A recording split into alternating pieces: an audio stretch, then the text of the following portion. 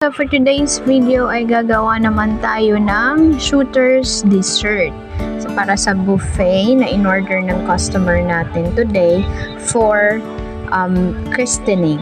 First is naglagay lang ako ng whipping cream. Inisa-isa ko lang lagyan. Hindi ko na sinukat kasi tangibility lang naman ito. So ayan, pinuno ko na. And then next is the graham. Crushed graham, I mean.